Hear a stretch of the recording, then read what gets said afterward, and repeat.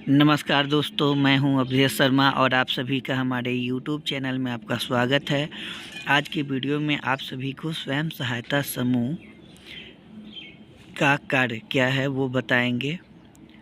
तो उसका short form name भी SHG भी बोल सकते हैं।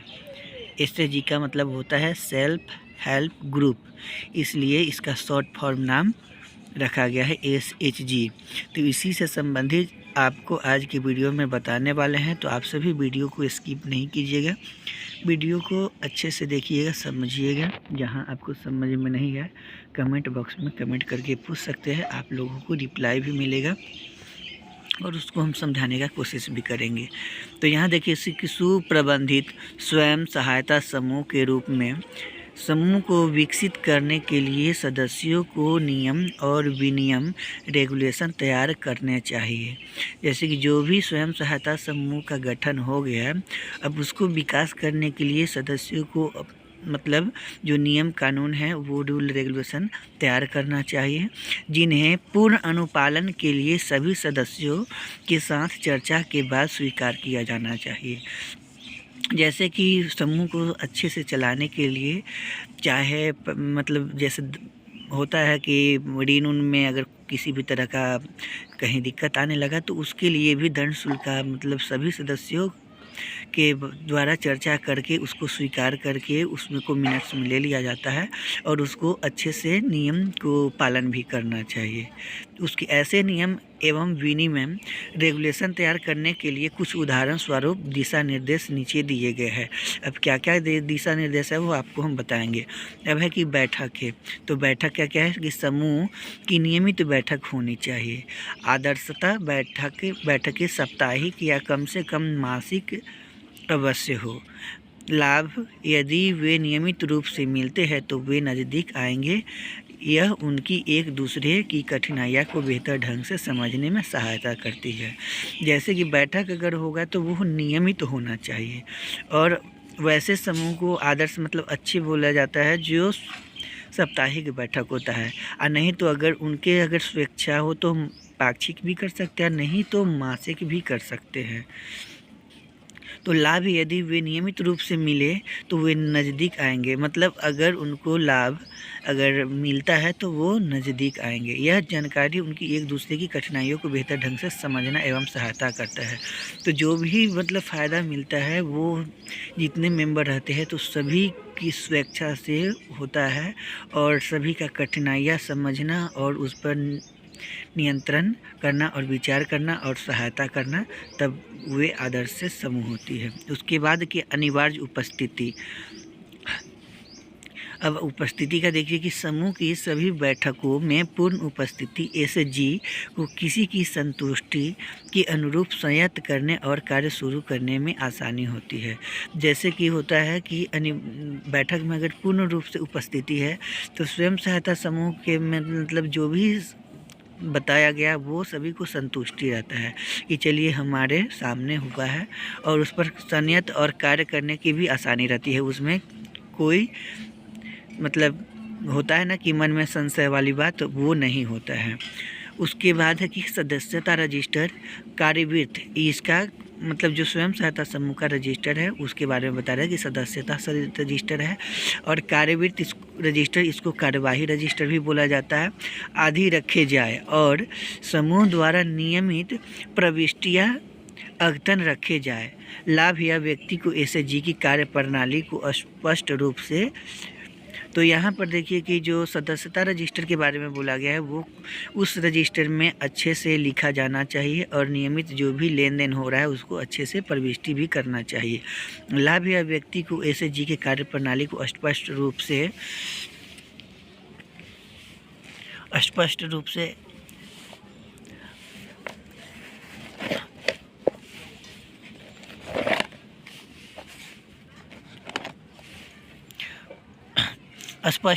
रूप से आसानी से जानने में सहायता करता है। यह SHG सदस्यों के बीच विश्वास में भी सहायता करता है। जैसे कि यहाँ पर देखिए लिखा गया है कि लाभ, वह व्यक्ति को SHG की कार्य प्रणाली पर स्पष्ट रूप से और आसानी से सहायता करता है। और विश्वास भी। अगर जैसे ही सभी का उपस्थिति अगर होता है और लेन देन होता है अगर, तो उसमें सभी लोग को विश्वास का भी निर्माण होता है। अब है क्या है कि बैठकों के लिए नियमित दिन। तो क्या है कि समूहों की बैठक के लिए दिन या तारीख नियत होनी चाहिए।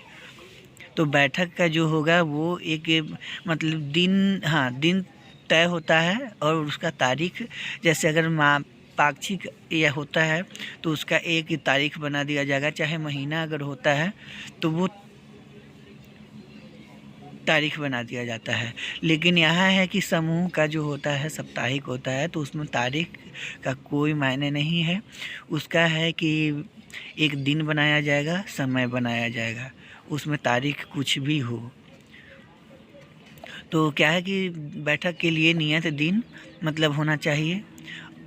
समूह की बैठकों के लिए दिन या तारीख नियत तो होना चाहिए, ताकि एक दूसरे मेंबर है उनको ये चीज़ जानकारी रहे कि हमको इस दिन बैठक में जाना है, ताकि किसी को बुलाना ना पड़े और वो ये भी नहीं कहे कि हमको जानकारी नहीं है।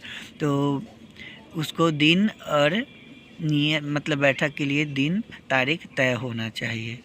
तो इससे सदस्यों को अपने दैनिक कार्यों के लिए पहले से ही योजना बनाने में सहायता मिलेगी। तो वो अगर अपने बैठक में नियम लगा देते हैं, तो वो अगर दिन तारीख तय दोनों करते हैं कि नहीं हमको महीना में ही अगर करवाना है, अगर उनका स्वेच्छा होता है, तब वो एक दिन भी तय कर सकते हैं, तारीख भी तय कर सकते हैं। अगर नहीं है तो दिन तय रहेगा, समय तय रहेगा, बस तारीख तय नहीं रहेगा। अब यहाँ है कि आम स्थान मतलब एक स्थान भी चयन होगा। तो समूह को बैठक आयोजित करने के लिए आम स्थान नियत करना चाहिए। जब समूह का बैठक अगर होगा तो कोई ऐसा स्थान हो, जैसे कोई वृक्ष हो या कोई सरकारी संस्था हो या होता है स्कूल हो, चाहे सामुदायिक भवन हो, चाहे आंगनबाड़ी केंद्र हो, चाहे और भी कोई जगह हो, वो एक आम स्थान तय कर लेना चाहिए। क्योंकि ऐसे तो घर पर भी करवा सकते हैं, लेकिन कभी कभी हो जाता है कि एक दूसरे में मतलब किसी भी तरह का भावना मतलब आ जाता है, तो हम उनके यहाँ नहीं जाएंगे तो उनके यहाँ नहीं जाएंगे। तो उस स्थिति में सब लोग के लिए बेहतर होता है कि ऐसा स्थान को चयनित किया जाए जहाँ सभी को जाने में आसानी हो और कोई भी वहाँ जाने से परहेज नहीं करे। अब है कि बचत की राशि सभी सदस्यों को बैठक में ही जमा करानी चाहिए। समूह के पास रखी गई राशि पर सदस्यों को कोई ब्याज अदा नहीं किया जाएगा। सदस्यों को अपना बचत राशि का समूह को देय ऋण के प्रति समायोजित करने के लिए प्रेरित नहीं किया जाएगा। जैसे कि है कि समूह में बचत नियमित रूप से जमा करना चाहिए, और जो समूह में जो बचत राशि है उसमें अगर कोई ब्याज मतलब अदा नहीं किया जाएगा, यानी जो ब्याज आता है तो ये चीज़ नहीं कि ब्याज आएगा तो उसको बांट दिया जाएगा, वो समूह का कॉर्पस मनी हो गया। उसके बाद है कि सदस्यों की बचत राशि को समूह देय ऋण के प्रति समायोजित, जो सदस्यों के द्वारा बचत राशि जमा किया गया है वो ऋण के रूप में उनको दिया जाएगा और ऋण के लिए प्रेरित किया जाएगा। अब है कि खाते रखना, जो होता है कि ए से जी का बचत खाता है उससे रिलेटेड है कि सभी लेन देनों के लिए सदा स्पष्ट खाते एवं बहिया रखनी होगी।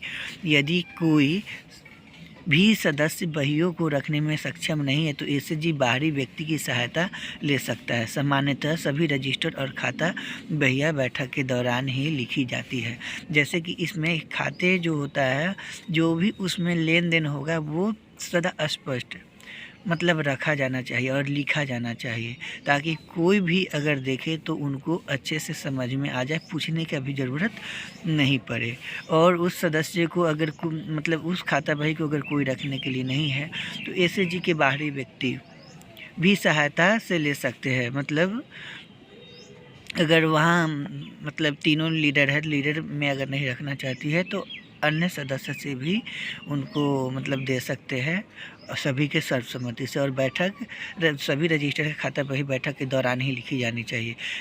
कहाँ कि जब भी अगर होता है तो बहुत सारे लोग क्या काम करते हैं कि स्वयं सहायता समूह की बैठक में ना दीदी को टाइम रहता है, ना उनको लिखने का समय रहता है। तो इससे होता है कि घर पे लिख लेते हैं, चाहे कहीं इधर उधर लिखते हैं तो वो वहाँ गलती हो जाता है। लेकिन जहाँ अगर बैठक करने जाते हैं वहीं अगर उसी दौरान लिख लेते हैं तो वहाँ गलत होने का संभावना नहीं रहता है। अब है कि एसएचजी के संकल्प। तो एसएचजी क्या संकल्प है कि एसएचजी को समूह की बैठक में सभी सदस्यों द्वारा हस्ताक्षरित एक संकल्प बैंक में बचत खाता खोलने के उनके निर्णय को इंगित करते हुए पास करना है। यह संकल्प बैंक के पास प्रस्तुत किया जाता है। जैसे कि अगर एसएचजी के द्वारा किसी भी तरह का प्रस्ताव रखा गया है तो उसमें सभी बैठक को सभी सदस्यों की सर्वसम्मति से हस्ताक्षरित होना चाहिए। जैसे कि बैंक संकल्प बचत खाता खोलने के लिए या किसी भी तरह का लीडर बदलने के लिए, चाहे लोन निकासी करने के लिए, चाहे लोन का आवेदन देने के लिए, उसमें उसका इंगित कर निर्णय पास करना और उसके बाद संकल्प बैंक के पास प्रस्तुत किया जाना चाहिए। जो एसएचजी के द्वारा संकल्प लिया जाएगा वो बैंक को प्रस्तुत किया जाएगा। अब क्या है कि बैंक खाता खोलना। अब है कि बैंक खाता यह एसएचजी से अधिकार पत्र के आधार पर किया जाता है।